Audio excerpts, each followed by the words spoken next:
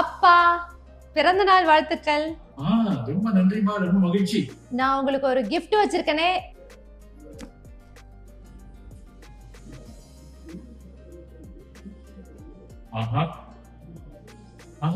இந்த புத்தகத்தை தான் ரொம்ப நாளா தேடிட்டு இருந்தேன்.